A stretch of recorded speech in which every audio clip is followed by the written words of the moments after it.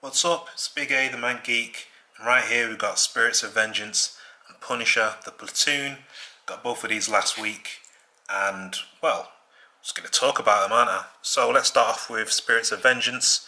Now these characters, I'm only really familiar with Blade and Ghost Rider, like Damon Hellstorm, and I guess that's his sister, or half sister at least. I'm not familiar with them. I have no idea as to who they are really.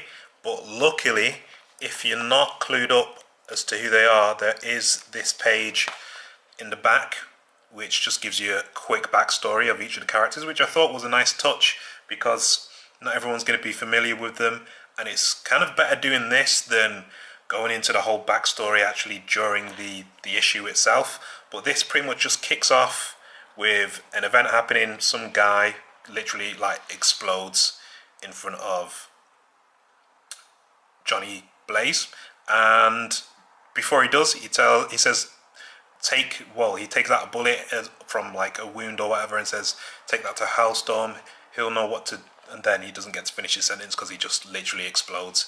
But anyway, pretty much what happens is that Johnny Blaze seeks out Damon Hellstorm, and they try and find out as to what's going on, why this guy said he'll know what's going on, and essentially it's just those two kind of going around the kind of mystical, demonic underworld, trying to figure out what's going on. And it turns out that there's some kind of big event coming, so to speak, and that's pretty much what they find out. But they don't know as to what that event is, so I'm guessing as the issues go on, we will find out. Unfortunately, Blade really isn't in this at all. He only shows up like near the end, which is quite unfortunate, but we're going to get more Blade in the next issue, I think. But overall, I was pretty pleased with it as a whole, because like this kind of stuff from Marvel, I'm not too familiar with, and B, I don't think they've really delved into this kind of stuff for quite a while.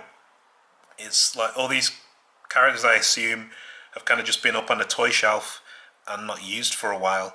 So it's good that they're actually doing something with them, and I actually appreciate it. Overall, it was alright. It was a pleasant experience. Not the best art I've ever seen, not the worst art. It's a style that can rub some people up the wrong way, but it does its job, and it does its job pretty well too. And yeah, I think anyone who's wanted to delve into kind of like the kind of dark mystic, demonic, magical side of Marvel, yeah, I'd say pick it up. It's an alright start. It's an alright beginning, and it should lead into kind of some, well, pretty good stuff if things go well, and if they go the way I'm expecting, then yeah, it should be alright. So yeah, overall it's nice. If you see it and you want to pick it up, then do so. And then we've also got Punisher, the Platoon. I've not read that much Punisher in my time at all. Actually, I don't think I've read any Punisher whatsoever. But again, familiar with the character, know what he's all about. This is dealing with his days in Vietnam. So it's a war story, or a story of, well, it's called Punisher, the Platoon, so it's about a platoon. So it's got kind of like the tropes that you'd expect from kind of a story about Nam. So it feels a bit like Full Metal Jacket. It's got that feeling to it, you know, this group of soldiers who are kind of undersupplied and whatnot, and they have to go on this mission, and Frank Castle's leading the platoon. Now it ends in a way, I don't want to give any story elements away just because I think it's kind of better if you read it, but it pretty much ends in a way whereby you can kind of tell as to what I think I know as to what's going to happen next, and what Frank Castle is going to end up doing. I think it's quite obvious, but I like that this story is told as a flashback. So you've got the old kind of like army veterans here, and they're telling a writer about Frank Castle and what it was like to be, well, part of a platoon led by him. And I thought that was quite interesting that they're doing it in flashback, and you're seeing these characters older, and then we're flashing back to when they were younger again. I think that adds an interesting element to the overall thing. But yeah, I thought it was decent. I mean, I've never been in the army. I've, never wanted to join the military or anything like that. So I don't really know as to how kind of like authentic it is in regards to like its military language and the kind of thing, the protocol and all that kind of stuff. I'm not familiar really with any of that other than in movies. But yeah, I thought it was fine. I thought it was all right. Again, it's because it's a first issue. It's not getting into anything too heavy. You've just introduced us to our main characters, being Frank Castle and a few of the members of his platoon, and that's really about it. There's an event that takes place at the end, which is going to lead to some major beef, I reckon.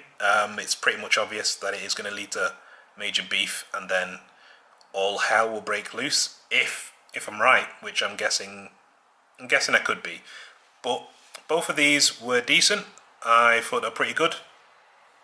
Writing wise, again, thought they were fine.